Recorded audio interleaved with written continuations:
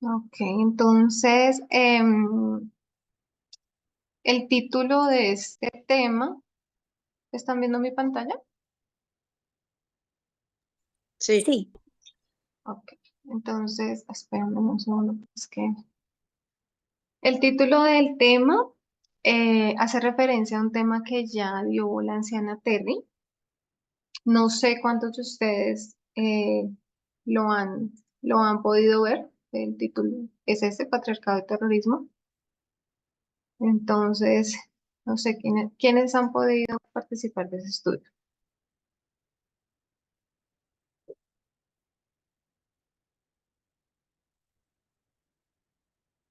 ¿Ninguno?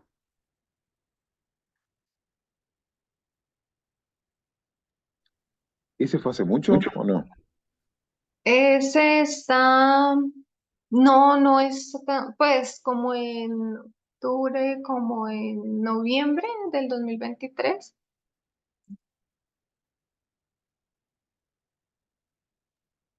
Ok, gracias. ¿y está traducido o está en inglés? No está traducido, pero bueno, los que no se lo Ah, hayan visto, eh, se los recomiendo muchísimo. Es un estudio em, que aborda un poco el contexto de lo que está pasando en Gaza.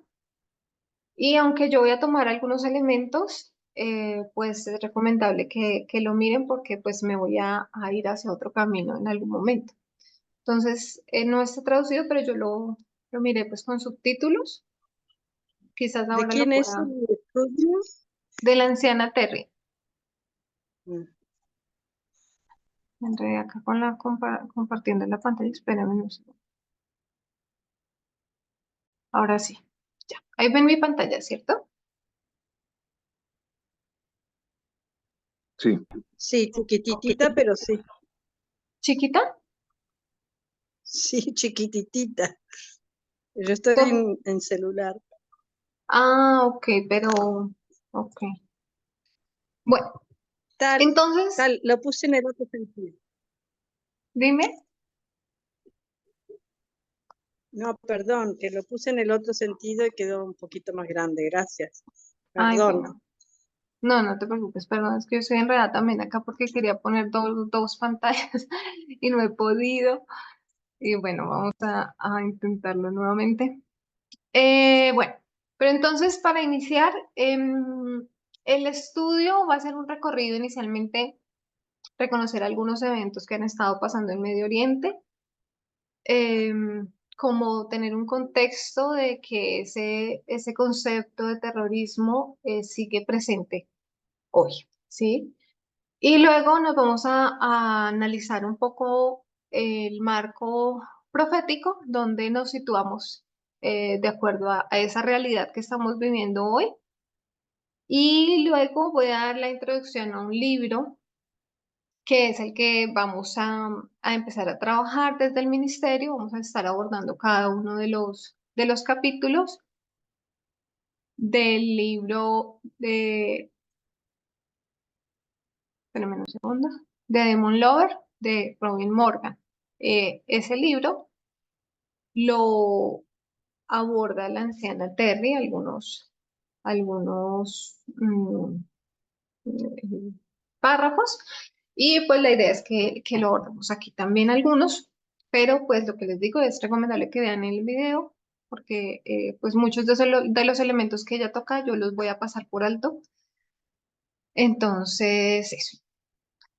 Bueno, entonces, la primera parte del estudio tiene que ver, yo quise como buscar una cronología de la guerra que ahorita se está viviendo en Medio Oriente, especialmente eh, con Palestina e Israel, y encontré un artículo que quiero que lo leamos. Creo que no nos demoramos más de 5 minutos en la lectura, pero quisiera pedirles el favor que dos personas me ayudaran a leer. Espérame porque ahora no me abre acá.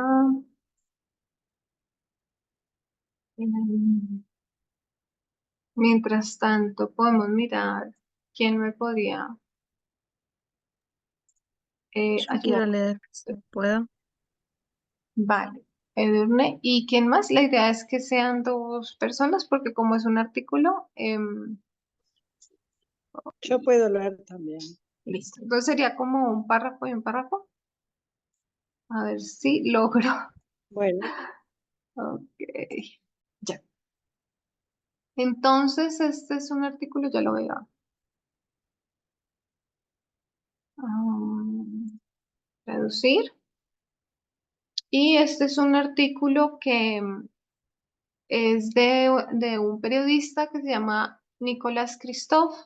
Es un periodista que menciona la anciana Terry en el estudio. Él es colaborador de CNN y es columnista del New York Times. Y pues ha seguido muy, muy de cerca este tema de la guerra en Gaza, entonces quiero como que lo revisemos un poco acá, ¿sí? Entonces el artículo se llama La gente espera que Israel nos bombardee para que nos deshagamos de este dolor. Cuando yo lo leí, y les comento que la intención inicial era hacer como una cronología, pero encontré este artículo y vi que era hablaba desde la voz de la víctima, de las víctimas que ha dejado esta guerra, y pues para mí fue muy conmovedor. Entonces, bueno, vamos a empezar acá a leerlo. Entonces, si quieres, empiezas Edu y párrafo a párrafo nos vamos turnando con Gracia. Espérame un segundo. Sí, desde acá, cuando el presidente.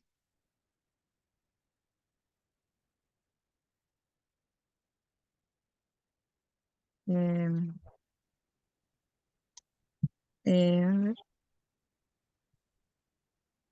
Cuando el presidente Biden sopese la política estadounidense hacia Gaza, que piense en un amable erudito llamado Mohanad. ¿Sigo? Si quieres, sigue ese y ya se empiezan a turnar con Gracia, por favor. Dale. Al-Shanat es un palestino en Gaza que al comienzo de la guerra estaba trabajando de forma remota en su tesis doctoral en lingüística para la Universidad de Rhodes en Sudáfrica. Es lo opuesto a Hamás, ya que en sus escritos ha criticado los atentados suicidas y los lanzamientos de cohetes. Admira la democracia europea y sostiene que árabes y judíos pueden vivir en armonía. Ok, Gracia.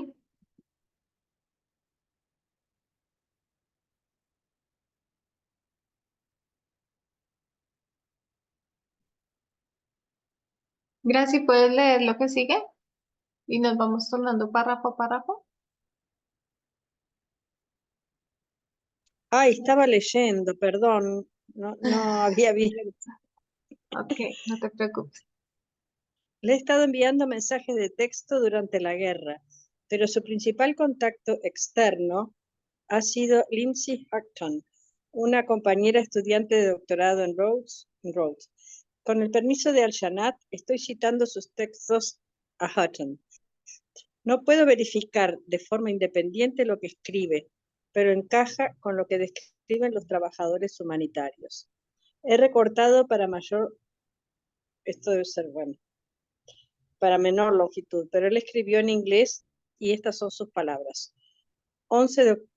perdón, seguía ella. 11 de octubre. La situación en Gaza es muy grave. Perdóname, porque no pude responder antes. Estaba corriendo por mi vida. Ruega por nosotros, por favor. 25 de octubre.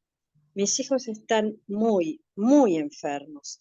Están enfermos, hambrientos, sedientos y asustados. Se me ha acabado el medicamento para los cálculos renales y he estado bebiendo agua salada. Por favor, recen por mis hijos.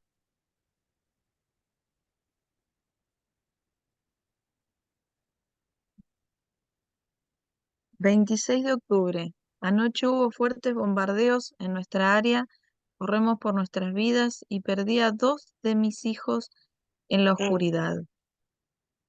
Mi esposa y yo nos quedamos toda la noche buscándolos en medio de cientos de ataques aéreos. Sobrevivimos milagrosamente a un ataque aéreo y los encontramos desmayados por la mañana. Por favor, recen por nosotros». Qué horror. Ay, se me fue. Ahí va. 4 de noviembre. Por favor, perdónenme por no poder responder a sus mensajes, ya que estamos constantemente corriendo de un lugar a otro. La conexión a internet no es estable y hay que esperar 3 días solo para cargar el móvil. Mis hijos no pueden moverse mucho, ya que solo comemos media comida al día y ya no puedo cargarlos. Defecamos al aire libre y mis hijos defecan sobre sí mismos y no hay agua para limpiarlos.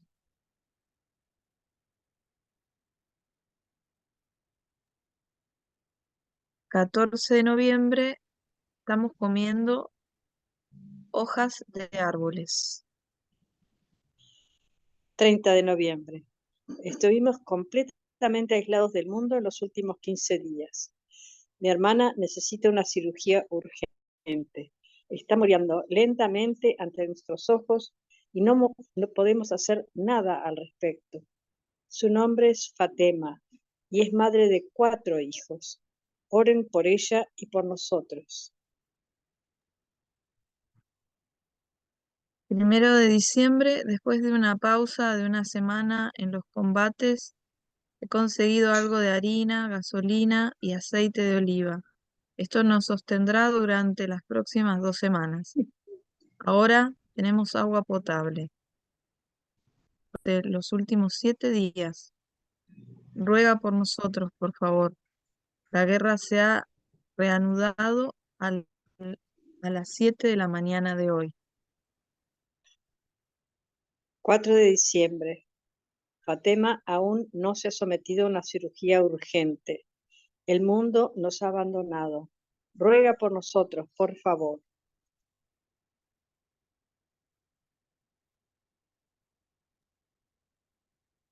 Mi hijo resultó, 27 de enero, mi hijo resultó gravemente herido el 22 de diciembre. Una gran metralla entró por su flanco derecho. Tiene 13 años y resultó herido mientras corríamos por nuestras vidas. Los hospitales están fuera de servicio y tuve que cargarlo sangrando bajo el bombardeo de artillería pesada durante 2 horas. Encontré un médico que se refugiaba en una escuela y salvó la vida de mi hijo. Más tarde se sometió a una cirugía complicada, todavía no podía caminar. Está muy enfermo y sufre de desnutrición. Estoy asustada y cansada. Me tomó 36 días solo obtener esta conexión a internet para enviar un mensaje de WhatsApp. Por favor, oren por nosotros.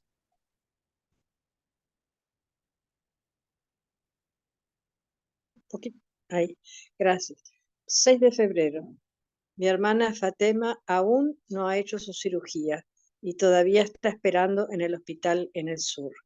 Sus hijos están con nosotros en el norte y siguen preguntando por su madre.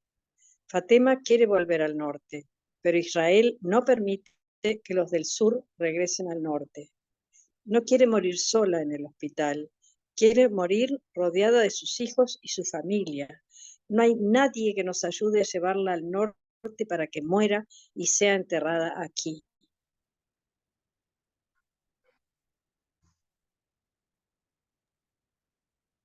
Todavía estoy en el norte con mi familia. Estamos en una gran hambruna. La salud de mi hijo herido se está deteriorando debido a la hambruna. No hay leche, ni carne, ni verduras, ni frutas, ni nada que le dé de comer. Perdió la mayor parte de su peso. Las medicinas y otras cosas desaparecieron por completo de los mercados. El medicamento para la diabetes de mi madre se ha agotado y está muy, muy enferma. Mis hijos lloran de hambre todo el tiempo. La gente espera que Israel nos bombardee para que nos deshagamos de este dolor.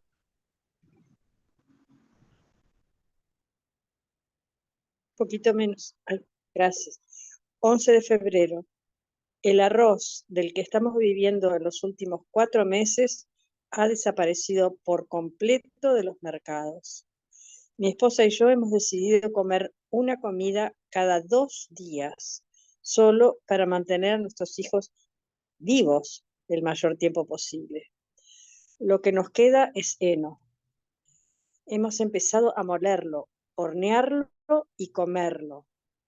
Debido a que hemos comenzado a comer el pan de heno, ahora defecamos sangre mezclada con heno.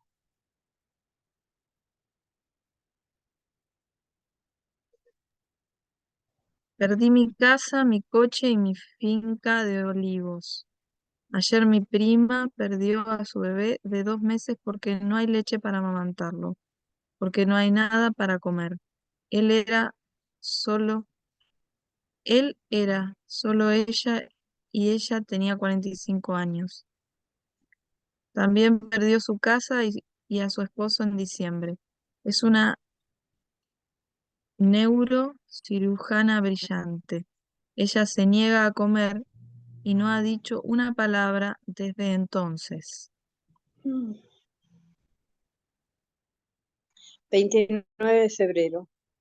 Cuando el ejército israelí invade una zona, corremos a lugares más seguros. Cuando se retiran, quedan algunas de las sobras de los soldados israelíes, como latas de atún, pan, etc. Mi primo Esa pensó que se habían retirado y rápidamente corrió con la esperanza de encontrar sobras para comer.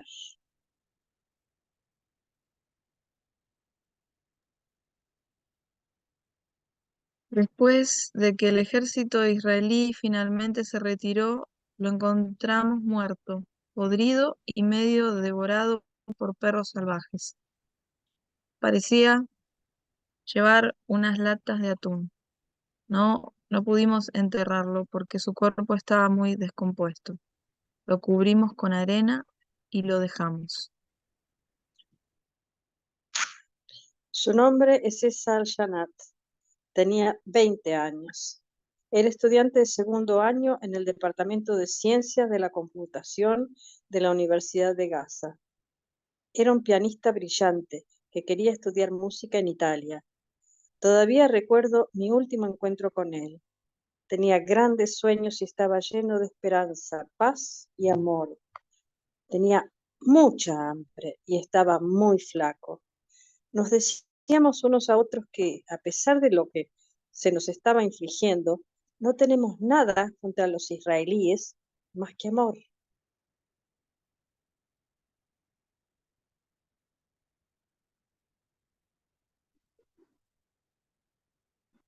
Ese fue el último mensaje de Al-Shanat. Aproximadamente el 1% de la población de Gaza hoy en día son combatientes de Hamás. Para entender lo que el otro 99% está soportando, mientras Estados Unidos suministra armas para esta guerra y veta las resoluciones de alto el fuego de las Naciones Unidas, piense en Al-Shanat y multiplíquelo por 2 millones. Esta Muchas cosa es gracias. espeluznante. Sí, es realmente horrible. Eh, yo creo que es más fácil hablar de cifras y mostrar de pronto ataques en tal fecha y en tal otra, pero cuando lo revisamos a la luz de las personas que están allí y que lo están sufriendo, eh, pues es bastante doloroso y escalofriante pensar lo que está pasando allí, ¿no? Mm, no sé si alguien quiere hacer algún comentario. Continúo.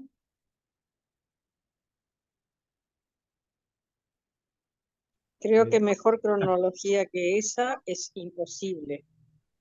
es tremendo. Yesenia, dijiste, porque estaba lejos, dijiste que ese fue un artículo que compartió la anciana Terry en el estudio. No, Ah, ella compartió otro artículo, por eso es la invitación a que vean el video de este mismo autor, que es Nicolás Christoph, porque cuando la anciana Terry hizo el estudio, acababa de iniciar el proceso de guerra, ¿sí? Acaba de ocurrir lo del 7 de octubre, que es lo que precede todo este ataque que hace Israel a Palestina. Entonces ella, digamos que toma, pero de este mismo autor, otro artículo. ya. Bueno, yo sí creo que los crímenes de la guerra, ¿no? Son todos terribles y, por ejemplo, en el caso de Rusia, ya veo que muchos presidentes que tienden a pensar que izquierda equivale a comunismo, rompen relaciones con Israel, pero no rompieron relaciones con Rusia. Y eso, en otros términos, eso es hipocresía. Y Rusia ha hecho cosas iguales, ¿ya? Y ahora, en cuanto a esto, en este artículo principalmente, yo sé que él intenta exponer, ¿ya? Todos los crímenes de guerra que son terribles, repito, pero que a veces puede esos mismos hechos no relatados, a veces pueden también llegar a tener algún tipo de tendencia tipo a manejar emociones, ¿ya? Porque no se habla tampoco de los crímenes de guerra de parte de Hamas, no de Palestina, ¿ya? Ni de los palestinos en general, pero sí de los terroristas de Hamas, que eso es otra cosa. Y esta izquierda no va en contra de eso, no protesta contra eso, ¿ya? Y tampoco, como decía la anciana Tess, ¿no? Cuando ella todavía estaba allí presentando, tampoco toman en consideración todo el bagaje, todo el contexto de cómo se ha llevado a cabo ese conflicto, ni tampoco buscan una solución, sino básicamente es ponerse de un lado y decir, este lado es malo y el otro lado es bueno. Y no creo que eso sea así. Sí, yo lo que invito es a que lo revisemos, porque de hecho uno de los artículos de los que habla, ya te doy la palabra, Mati, de los que habla la anciana Terry, como ella cita un artículo que le escribe recién Hamas, ¿cierto? Que es el movimiento de resistencia islámica, realiza este ataque también espeluznante contra Israel y donde se reconoce que mueren más o menos 1.200 personas, ¿sí? También civiles. em, y que es catalogada como una de las peores masacres de judíos después del Holocausto. Em, digamos que yo veo ahí algo que en otro artículo menciona este autor y que me parece importante, y es que nosotros debemos reconocer las víctimas, ¿sí? Y más allá de pronto de ponernos en el papel de decir, este es más malo que este o este es peor que este, reconocer qué está detrás de todo esto, ¿sí? Y allí es donde vamos a ir llegando a través del estudio. Sí me parece importante darle voz, a pesar de que evidentemente mueve emociones, también nos acerca un poco a esa realidad, que es menos estadística, menos distante y que nos ayuda a identificar quiénes están detrás de quiénes están sufriendo realmente esta guerra, ¿sí? De un lado y del otro. Y precisamente hablando de eso, quise poner un párrafo acá que les voy a compartir. Ah, perdón, esperen, que es que pienso que comparto y no comparto. Ya te doy la palabra, Mati, qué pena.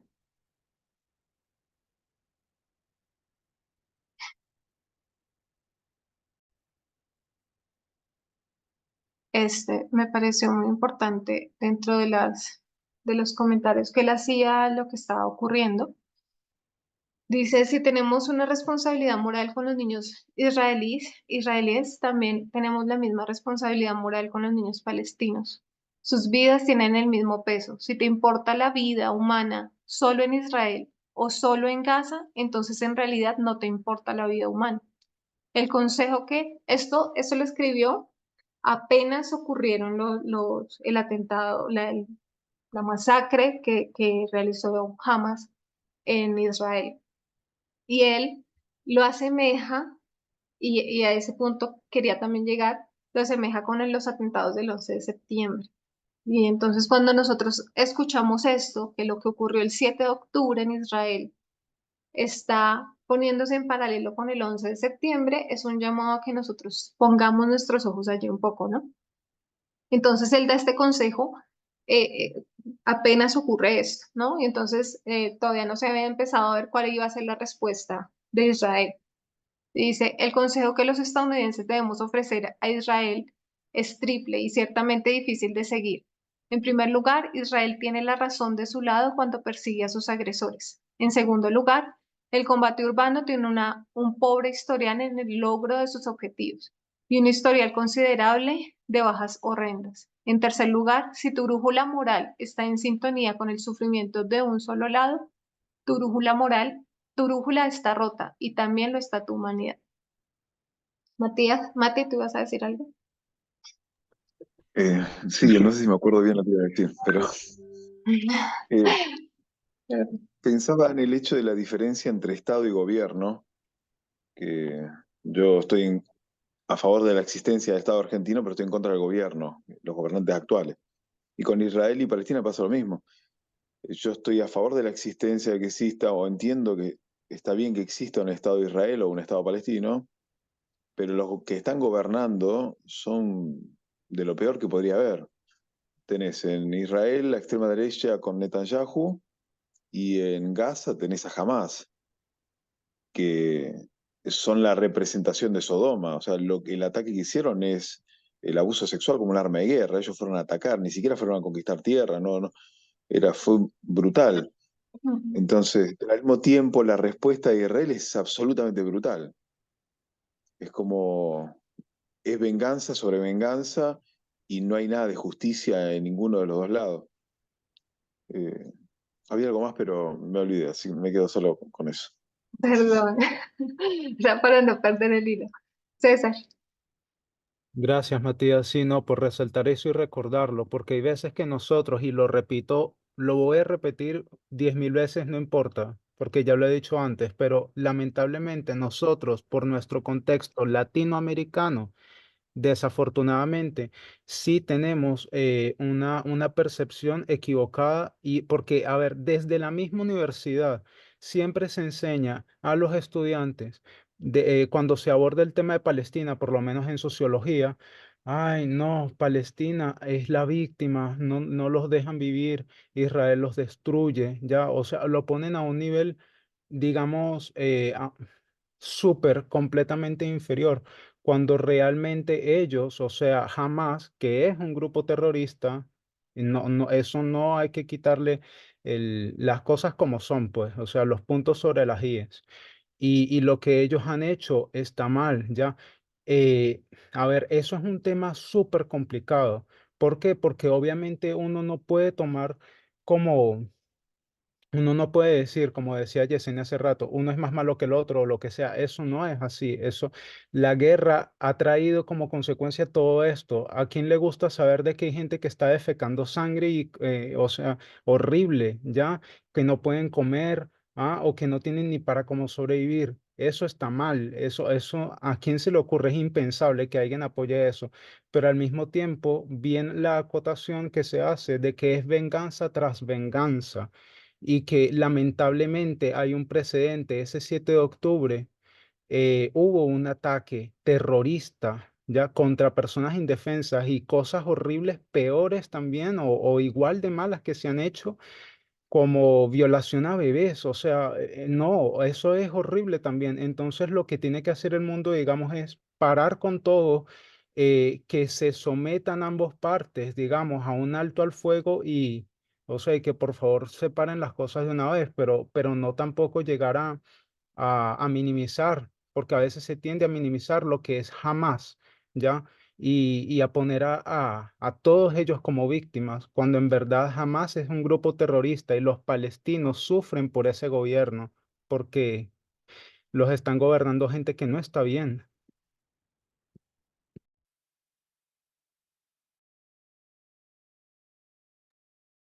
Sí, de hecho, creo que lo importante aquí, para no de pronto parcializar la discusión, sí es importante entender quiénes están siendo las víctimas de estas guerras, ¿sí? Y quiénes están en medio de este conflicto.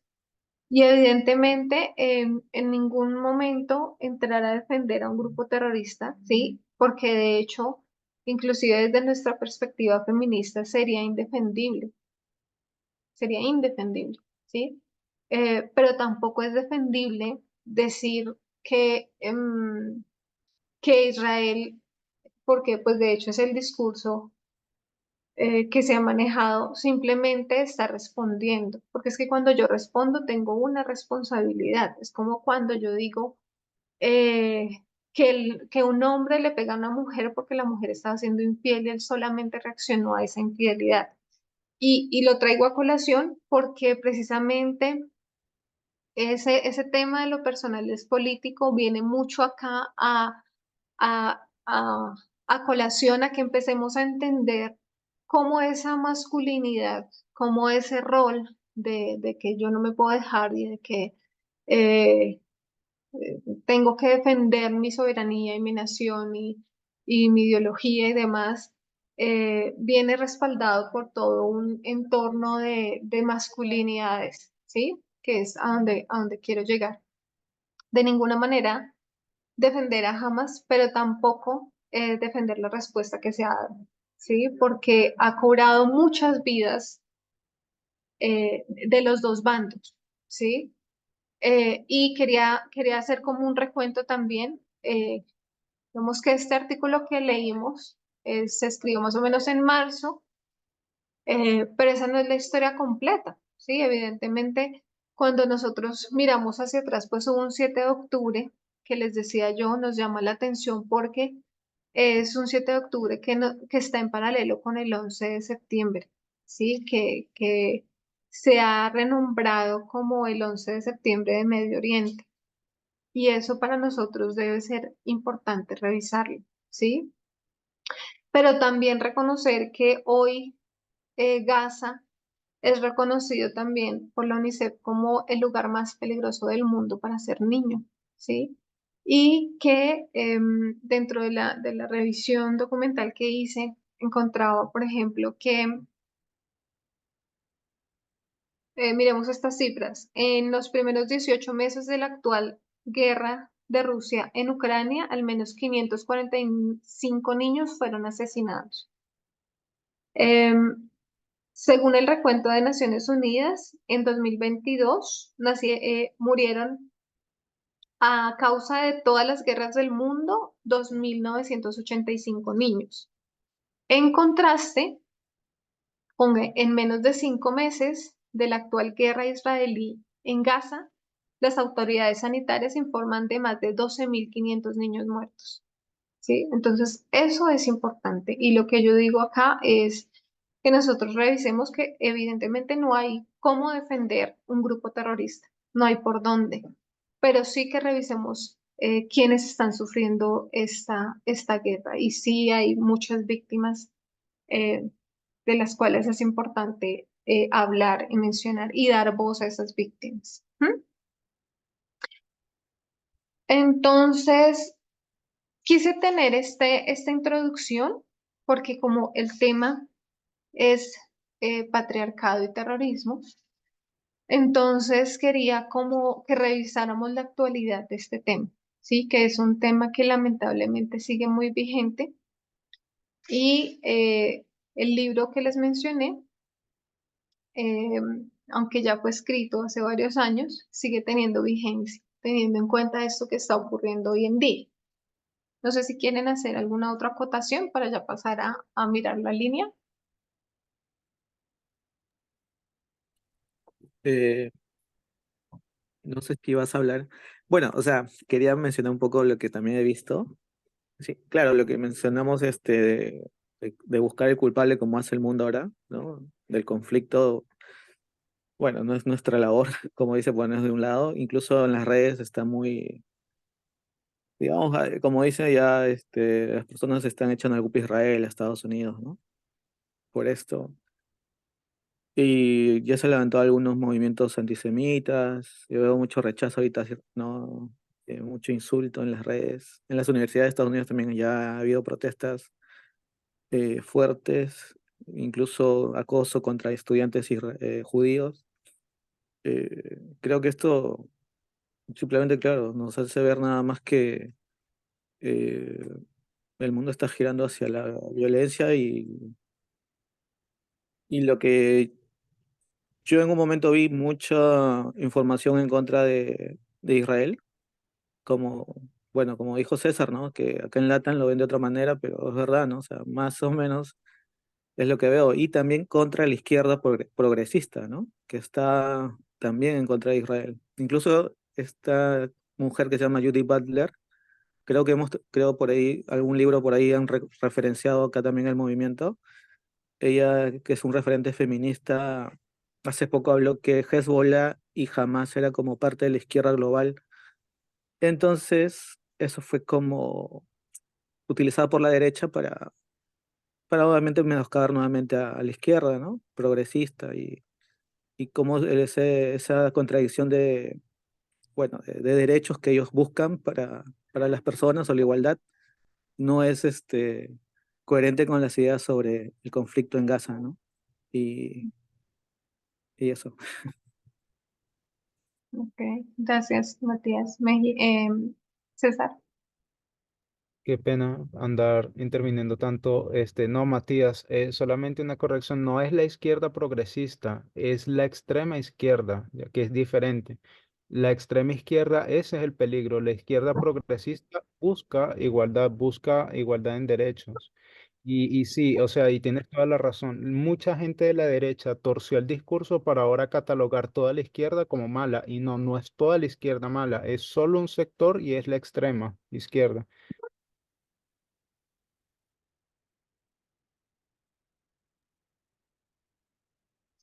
Sí, sí, justo eso es lo que yo había, me faltó quizás decirlo.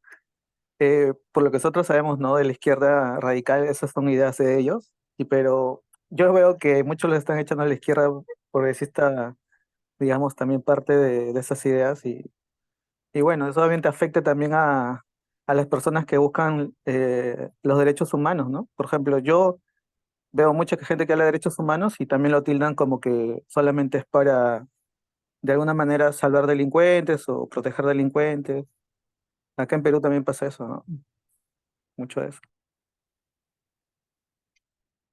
Hay algo que me parece importante resaltar, que también estuve por ahí leyendo, y es el tema de que la salida fácil, ahora que tú hablas de los derechos humanos, Matías, la salida fácil es responder con guerra, ¿sí? Responder, si tú bombardeaste, yo también bombardeo y vamos a ver quién es el más fuerte aquí, ¿sí?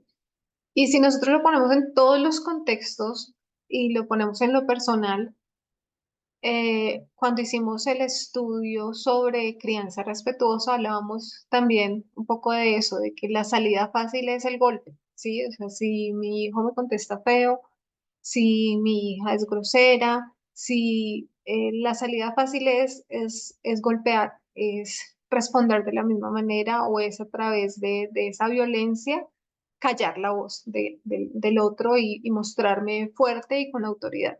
¿Mm?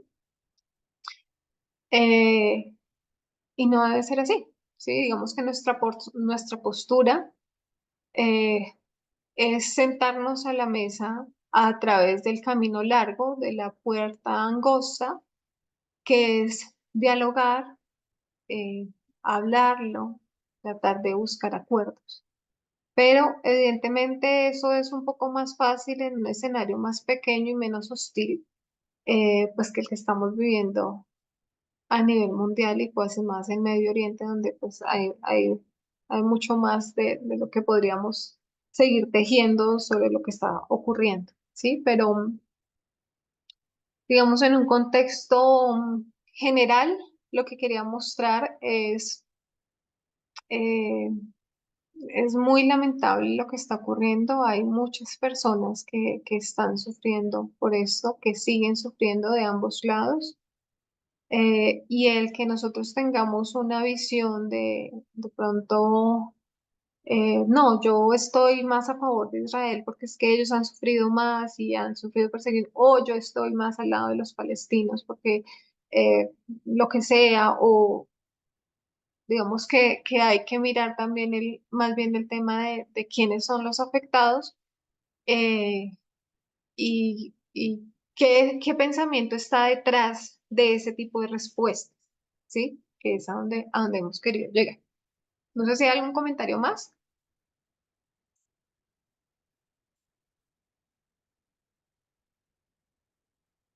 Entonces, vamos a pasar a la segunda parte, que es el contexto profético del estudio que tenemos ahora. Y acá tenemos nuestra línea. Um, Esta va a ser la línea de los 144.000 y quiero que la diligenciemos entre todos. Creo que para todos ya es como muy familiar. Ay, pero no me deja escribir. Permítame.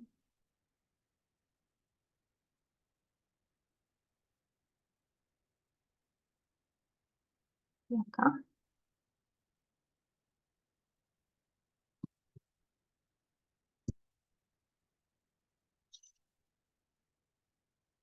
Sí, creo que sí, voy a poder. Entonces, tenemos acá nuestra línea. Tenemos unos hitos que en la línea de los 144.000. ¿Qué hito nos sigue acá? 2001, Ah, luego.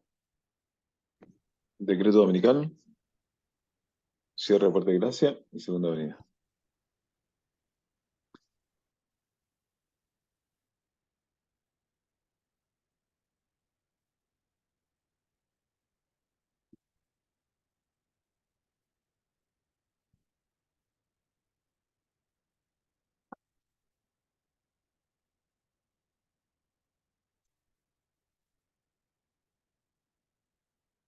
Entonces, tenemos esta línea aquí y nosotros sabemos que las líneas nos fueron dadas en el clamor de medianoche, ¿cierto? En septiembre del 2018 y nosotros hemos venido estudiando un mensaje que creo que todos lo tenemos claro. Ahí,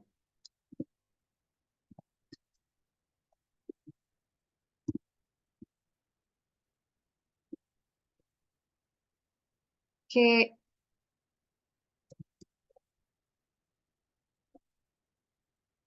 em, asociamos a unas reuniones donde llega un mensaje, ¿cierto?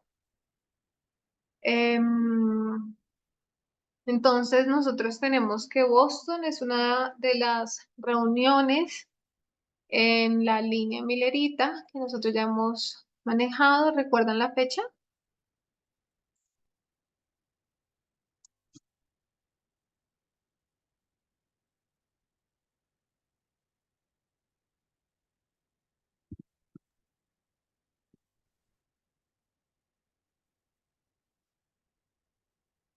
La de Bien, Concord. repite. Dime, Lili. ¿Cuál fecha, la real o Sí, en la línea Millerita. 21 de julio? Ajá. Mm, ¿Y de Concord? Si no me Primero equivoco, es de 1 de Exeter. agosto. Sí. 15 de agosto. Primero de agosto. El 15 de agosto. Tengo 21. 12. Me confirman, de pronto estoy equivocada yo. 14, 15. Ok, a ver aquí. Y esto es un simbolismo que nosotros hemos em, trasladado a otras líneas, ¿cierto? Que sacamos de la línea Millerita pero que estos tres campamentos nos muestran un patrón que nosotros ponemos en otras líneas, ¿cierto? Y que cuando la ponemos en la línea de los sacerdotes, nosotros identificamos, por ejemplo, en 2014, Boston, ¿cierto? En 2016, Concord, que es un aumento de conocimiento, y empezamos a ver en nuestra línea todo lo que eran las dos batallas, Daniel 11, Rafa y Paño, y sí, el paralelo de la Primera, Segunda y Tercera Guerra Mundial. Sí, todos estamos ahí ubicados. Luego miramos Exeter como 2018 y lo hemos puesto como un patrón que se repite y donde identificamos que Boston es el acercamiento a un mensaje, ¿cierto? Que es la llegada a un concepto, algo que se concibe en la mente, una idea, una forma de clasificar el mundo y luego entonces vemos que Concord es un aumento de conocimiento, que Exeter sería entonces, ¿qué? La Formalización. formalización, ¿sí? ¿Recordamos? Y que luego de esto viene un test, ¿sí? O una prueba.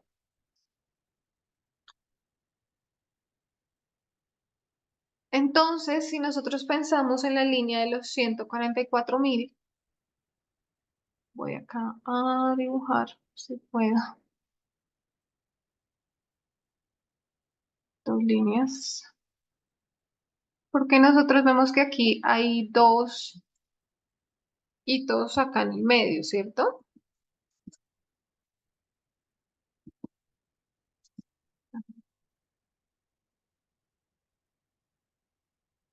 Que representan, que tenemos allí 2 años. ¿Qué años serían? Entre 2001 y la ley dominical, ¿cuáles son los hitos que ponemos nosotros acá en el medio?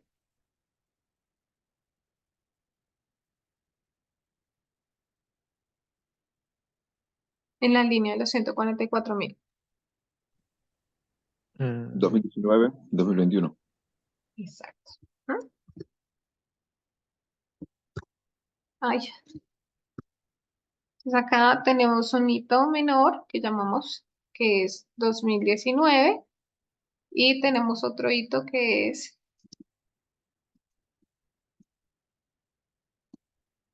ay,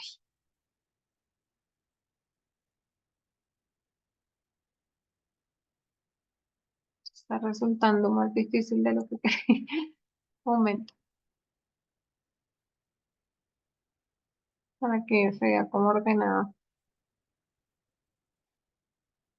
Ay, no.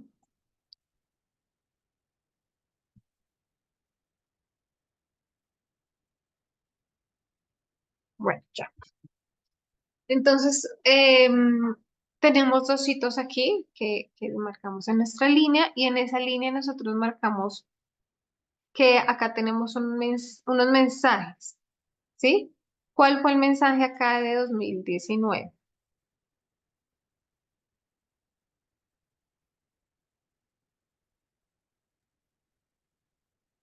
No sé si era la igualdad o el feminismo. Ujú, muy bien. Tenemos el feminismo. Y en 2021, Entonces capaz que ahí la igualdad o el feminismo radical. No sé si ujú, el sí, 19 perfecto. fue. Entonces tenemos acá, nosotros reconocemos acá un patrón, ¿sí? Entonces acá nosotros identificamos que esto sería Boston 2019, ¿sería qué? Concord. Ujú. Concord. 2021, Exeter. Exeter. Exacto. Exeter, y entonces la ley dominical, este hito que llamamos la ley dominical, ¿qué sería?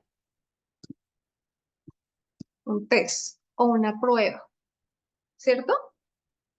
Si nosotros identificamos que esto todo tiene una relación y que acá tenemos feminismo y acá tenemos feminismo radical y hemos identificado que la ley dominical va a ser una prueba que va a vincular este mensaje en el que hemos tenido aumento de conocimiento. eh, entonces, ¿cuál fue el mensaje que llegó acá? Ay, perdón, acá en 2001. ¿Cómo nosotros unimos esto? ¿Cuál es el concepto que llega en el 911? ¿Cierto? Porque se supone que todo esto tiene una hilaridad. César. No, pero estabas allí terminando tu idea o dándola ya. Y después sí que yo, no sé. No, básicamente eso. Si nosotros sabemos que tenemos acá tenemos un patrón que nosotros hemos identificado que se repite, que es Boston, Concord y Exeter, y viene una prueba. Y nosotros tenemos claro que 2019, nuestro aumento de conocimiento en la línea de los 144.000 lo marcaríamos como feminismo. Y luego en 2021 afianzamos más ese mensaje, em, sabiendo que es feminismo radical, entonces debe haber pasado algo en 2001 que nos mostraba eh, un indicio de todo esto. Entonces, esa es mi pregunta. ¿Qué piensan ustedes? Pues Quizá yo, fue el patriarcado lo que salió Mm, antes, no te escuché, Graci, qué pena. que quizá fue el patriarcado lo que salió antes, el mensaje que llegó antes,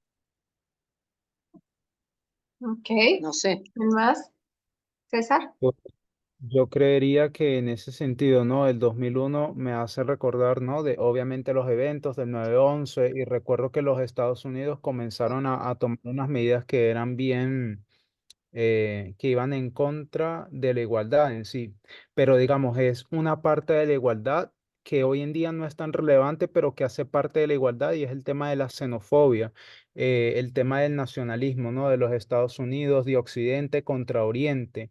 Y yo creo que, ok, el racismo nosotros no nos concentramos hoy en día en eso, pero sí hace parte en cierto sentido a la igualdad, porque el racismo es como una parábola también de la igualdad. Y no sé, eso me hace recordar eso, lo del 2001 que sí estaba el mensaje allí de la igualdad, pero en otra perspectiva. Ujú, ok. Bueno, yo les estaba diciendo que este estudio tomé, digamos que como base un estudio que hizo la anciana Terry, que tiene el nombre de este mismo estudio. Y ella fue quien se planteó la pregunta, ¿sí? Y me pareció muy interesante.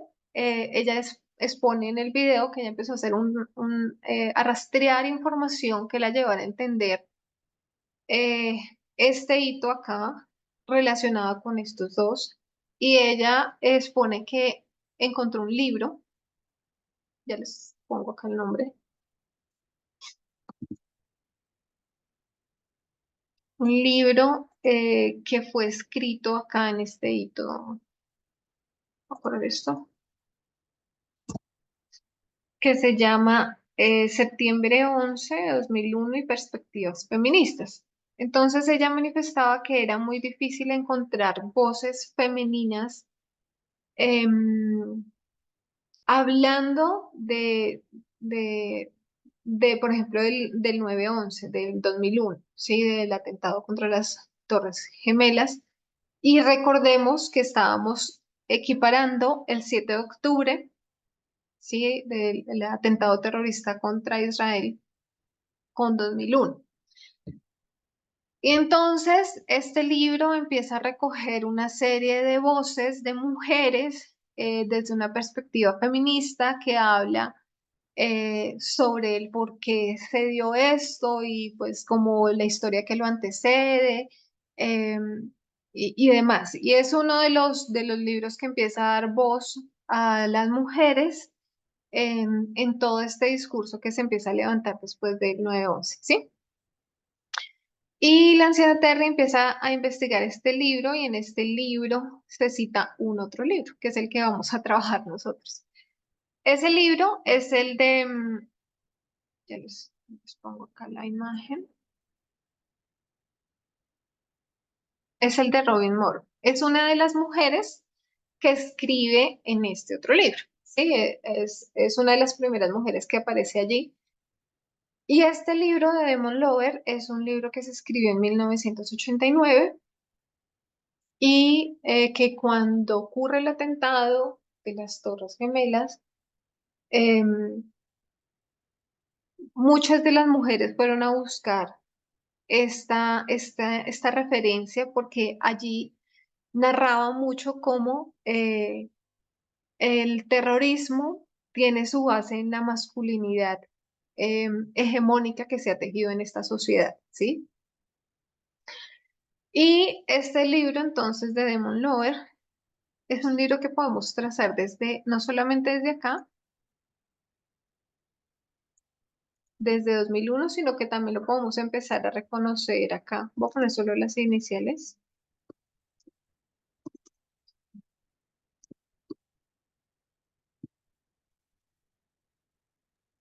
Y Cecilia, no que sé si escuché bien, perdón, no sé si escuché bien, pero ese libro se publicó en el 89.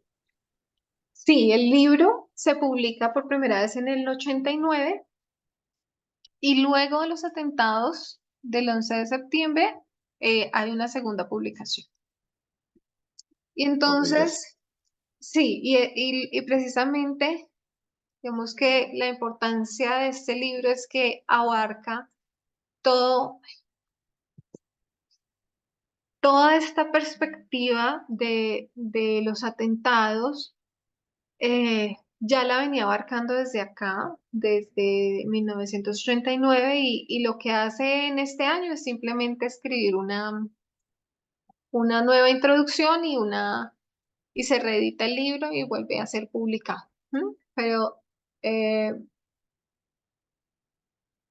en este libro, para no confundir el del 11 de septiembre del 2001, Perspectivas, se nombra a esta autora y dice que una de las primeras respuestas al 11 de septiembre que circularon a través del mundo desde una perspectiva feminista fue precisamente este libro de Robin Morgan, que fue publicado en el 89 y republicado en el 2001. Entonces quiero que hablemos un poquito de este libro.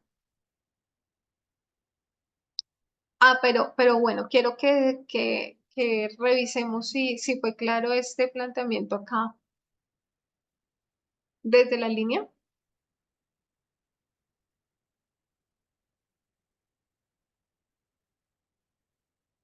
Ok.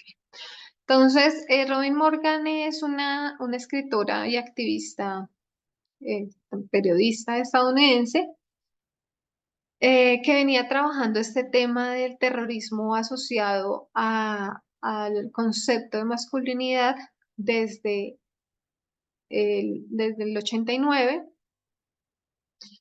Y quiero que leamos un poquito. Hoy la idea es que yo les presente la introducción y vamos a irlo trabajando. Son 10 capítulos de este libro que vamos a ir trabajando pues clase a clase. La definición de terrorismo que da la autora en este libro, lo voy a poner aquí para que la revisemos un poquito. Ya se me está yendo el tiempo. Dice, terrorismo es la encarnación lógica de la política patriarcal en un mundo tecnológico. Y cuando nosotros pensamos en esta palabra de encarnación, ¿qué se nos viene a la cabeza?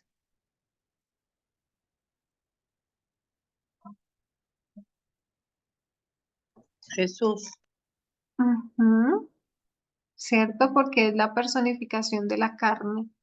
Y ella utiliza este concepto para hablar de que esa personificación el terrorismo es la personificación de esa política patriarcal, ¿sí? Y es entendida desde esa perspectiva, del feminismo.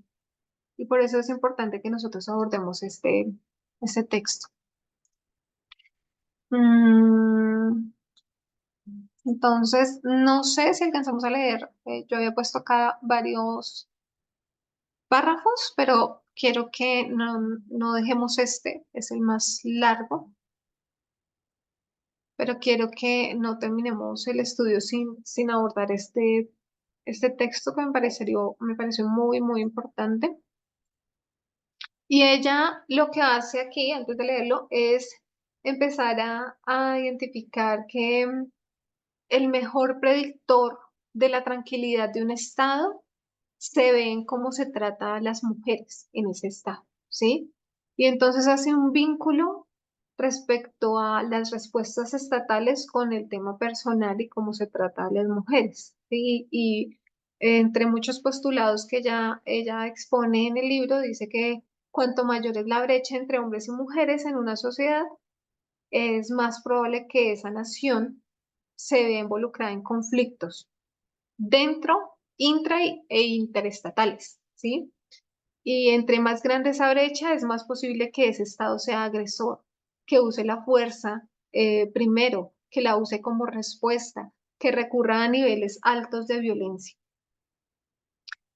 Em, Hace un recorrido estadístico también, hablando de que más del 80% de los terroristas son hombres, que su edad oscila entre los 22 y los 25 años, que encontrar mujeres terroristas es complejo, es difícil, y que casi siempre son fichas en medio de un conflicto, eh, eh, y que se involucran muchas veces en él eh, debido a la idealización muchas veces del amor en estos escenarios.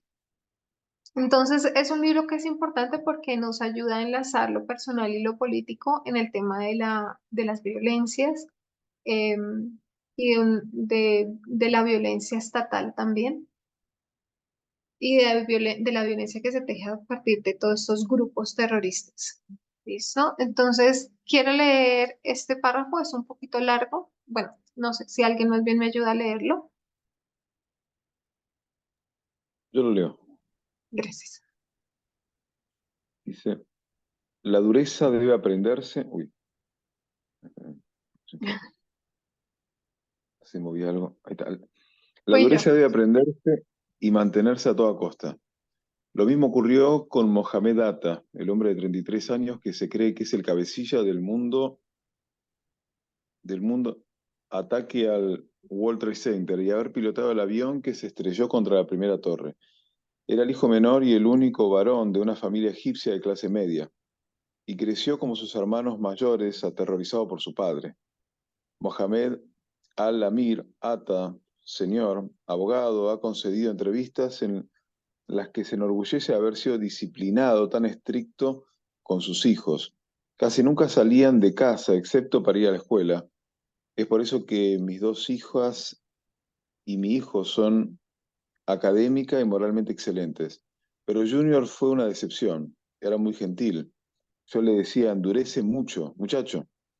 El padre miraba con desprecio a los demás de sus vecindarios, económicamente. ¿Hable bien? El padre miraba con desprecio a los demás en su vecindario, económicamente en decadencia, seguro de que su familia era superior. Peleó con su esposa por sus métodos más suaves de criar a los hijos, especialmente con respecto a su hijo Mariquita. So- Solía decirle que lo estaba criando como una niña y que por lo tanto tengo tres niñas, pero ella nunca dejó de consentirlo. Le dije que necesitaba escuchar la palabra doctor delante de su nombre. Tus hermanas son doctoras y sus maridos son médicos, y tú se supone que eres el hombre de la familia. El esbelto niño creció tímido e introvertido, como suelen ser los niños maltratados, y no tenía amigos. Nunca lo vi jugar, creo que él quería, recordó un ex compañero de clase, pero su padre quería que siempre se desempeñara en la escuela de una manera excelente. Lo hizo como un estudiante perfeccionista y meticuloso. Su única rebelión fue volverse más devoto religiosamente que el resto de la familia, lo único que su padre difícilmente podía criticar. Por lo demás, cumplió las órdenes de su padre y se convirtió en ingeniero, pero su título no significaba nada en Egipto, en un Egipto donde los trabajos eran escasos. Así que aunque descontento por dejar a su madre y a sus hermanas y a hermanas, volvió a obedecer las órdenes de su padre y buscó un título superior en Alemania. Allí, mientras cursaba, estudió estudios de urbanismo. Ahí me perdí. Ahí está. Espérate, Su religiosidad. la subo un poquito para que... Espérame un segundo. Estoy con el celular y son muchos renglones, y entonces Ah, pierdo ok. cuando vuelvo. Sí, otra vez ahora yo me perdí. Ah, Mientras cursaba estudios, un poco más abajo, mientras cursaba estudios urbanismo, empieza con su religiosidad, se tornó, ahí, acá. su religiosidad se torció de tal manera en el fundamentalismo que al graduarse en honores en la Universidad Técnica de Hamburgo, se negó a estrechar la mano de uno de los jueces por ser mujer. Toda su vida había sido dolorosamente tímido con las chicas, diciendo que dudaba que se casara, ya que la mayoría de las mujeres eran insuficientemente devotas. Sus fijaciones en la estricta observancia, en en el destino y la pureza se intensificaron. Desapareció durante meses. En 1996, después de involucrarse en la red Al-Qaeda y encontrar su propósito en la vida y el empleo como yihadista, escribió su testamento, requiriendo un estricto entierro musulmán. Agregó que las personas que lavaran mi cuerpo cerca de los genitales deben usar guantes de la mano para no tocar mis genitales, y especificó: no quiero que ninguna mujer vaya a mi tumba durante mi funeral en cualquier ocasión posterior. No quiero que una mujer embarazada u otra persona que no esté limpia venga a despedirse de mí porque no lo apruebo.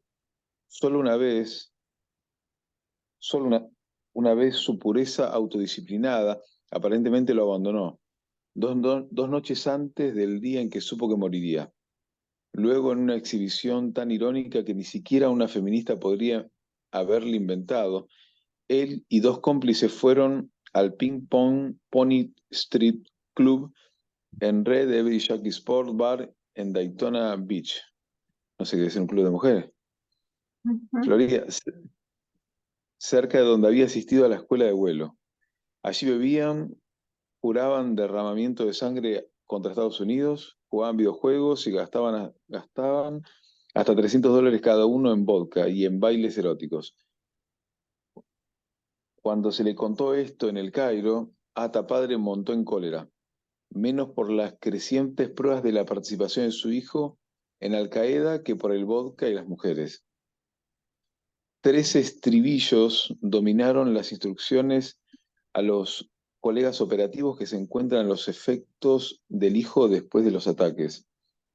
No estén en desacuerdo, sino obedezcan. El miedo es una gran adoración y dediquen la matanza a sus padres. Terrible. Ok,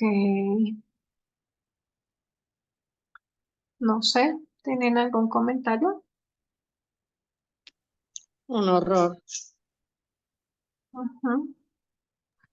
Yo pienso cuando pensamos en el conflicto israelí-palestina, y se habla como de un conflicto eterno, y realmente creo que es eterno, hasta que Cristo venga, como que no hay manera que ese conflicto se deshaga si no se deshace el patriarcado.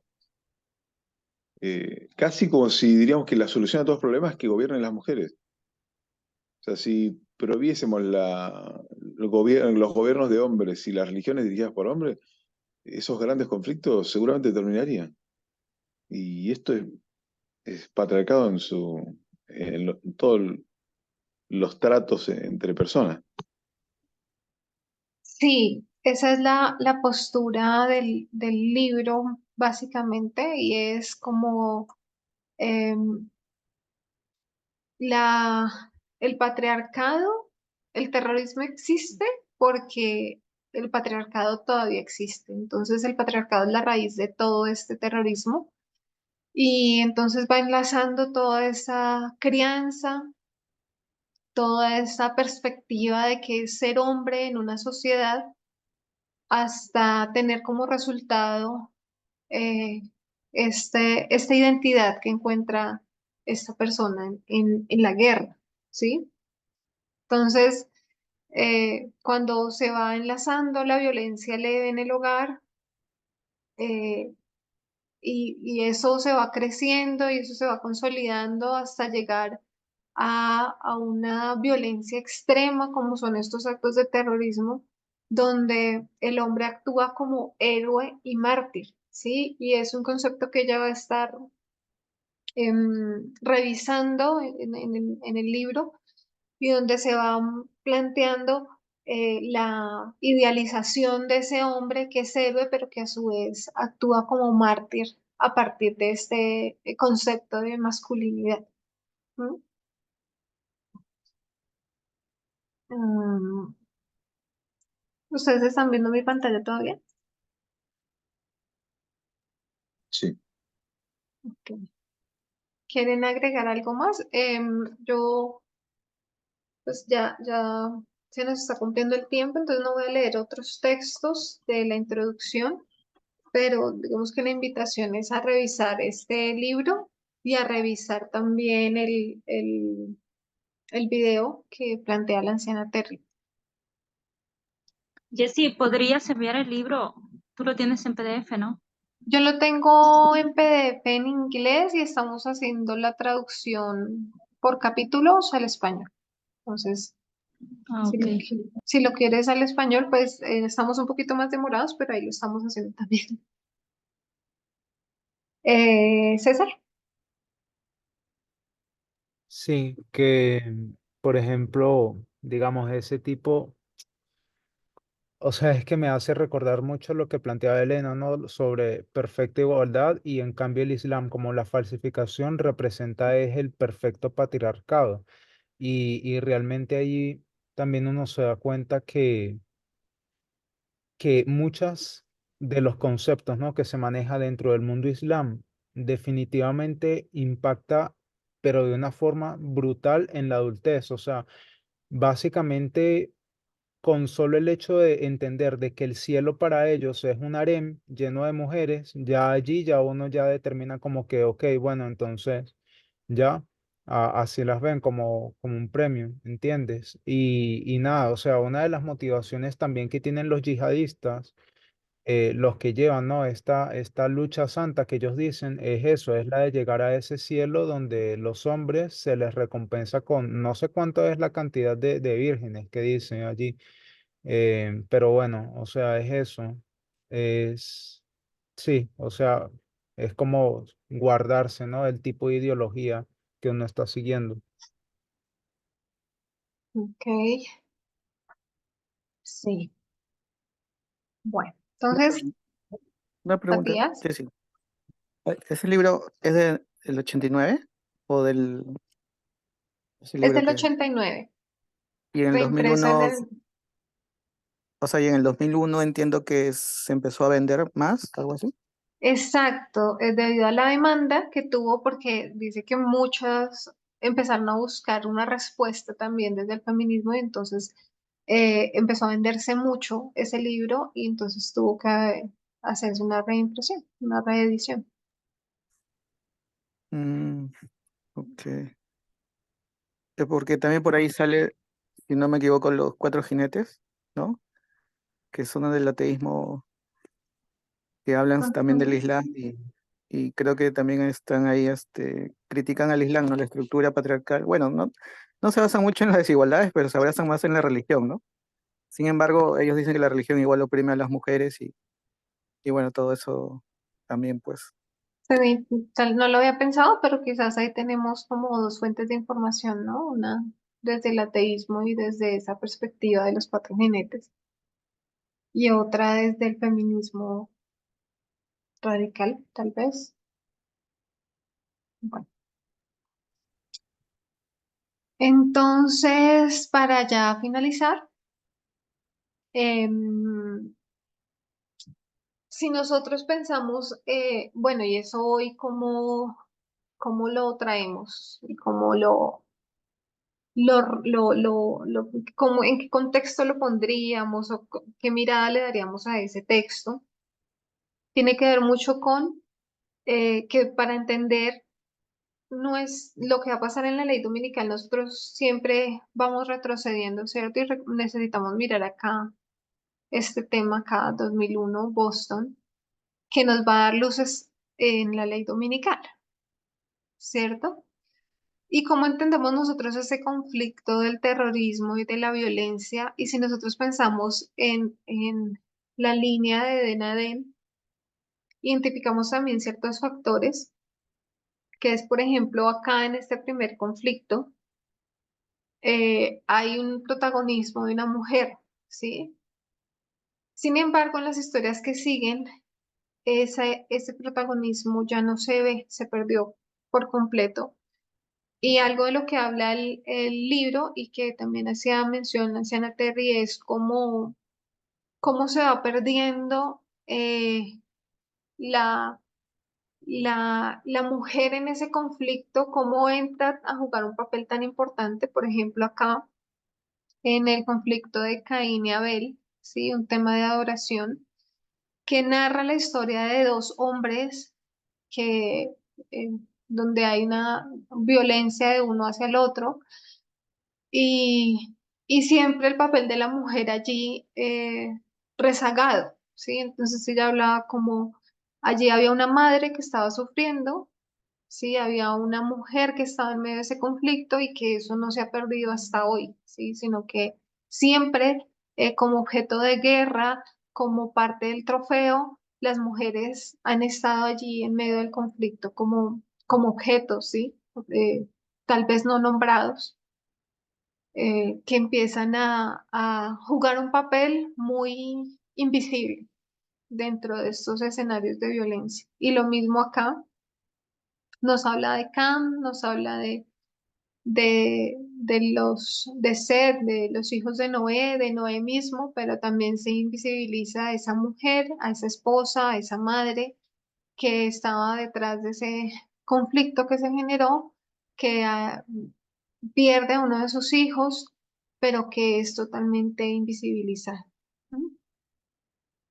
Entonces, bueno, como conclusión, quería poner la línea para que lo se quedara como también ahí en nuestra mente, cómo vamos enlazando esto con los temas proféticos que hemos estudiado y que definitivamente entender esto, no como esto que está pasando hoy en Israel, en Medio Oriente, también desde una perspectiva un poco más amplia, desde una perspectiva feminista, donde definitivamente la resolución militar es la forma más fácil, la puerta más grande, pero donde nosotros podemos identificar que lo personal es político, ¿sí? Que así como a nivel de naciones se da también a nivel personal, en la relación de pareja, en la relación con nuestras familias. eh, lo más fácil es cerrar la puerta ya o entrar en conflicto o generar un golpe y lo más difícil es llegar a un acuerdo, es llegar aquí a lo que nosotros hemos estudiado que es concordia, ¿sí? Y entonces como el mundo sigue repitiendo estos patrones que tienen su base en esa masculinidad, ¿no? Em, y pues reiterar que el terrorismo sigue vivo en todas las culturas porque su base es el patriarcado y ese patriarcado sigue también ahí muy vivo en todas las culturas. No sé si quieren hacer algún comentario.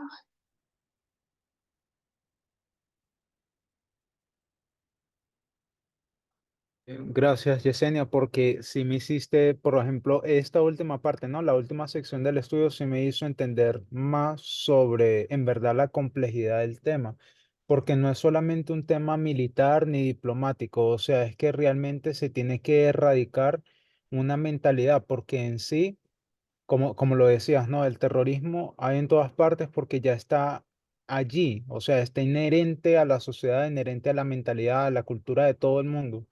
Entonces, me hiciste entender sobre el por qué no es suficiente esfuerzos diplomáticos para el alto al fuego. No va a ser nunca suficiente. Lo único que va a ser suficiente es si todo el mundo está dispuesto a cambiar su mentalidad y eso es prácticamente imposible. Por eso es verdad lo que dice Matías, el conflicto va a ser permanente, o sea, hasta que Jesús vuelva. Y es verdad, y lamentablemente sí, así como lo decía siempre, las más afectadas mujeres de cualquiera de los dos bandos. Sí, no, gracias porque sí me ayudó bastante, ¿no? A entender más. Vale. ¿Alguien más quiere hacer algún comentario?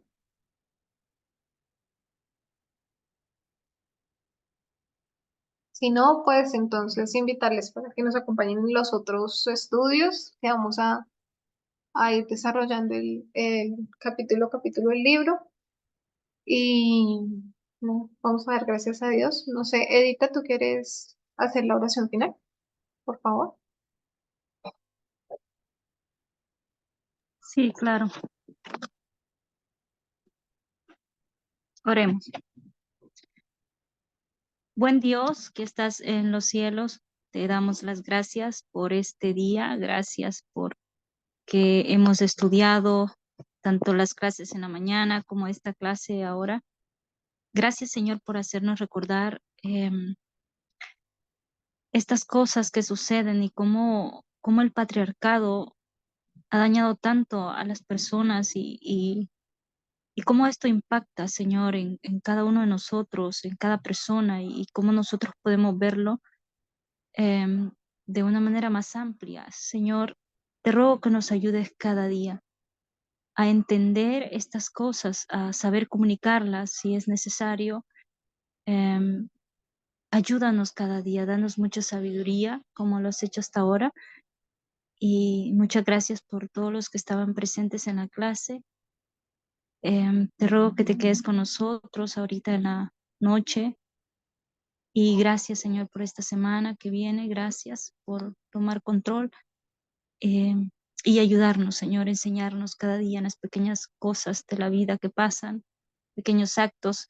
En todo lo que hacemos, Señor, queremos aprender y queremos obedecerte. En el nombre de Jesús oramos. Amén y amén. Amén. Amén.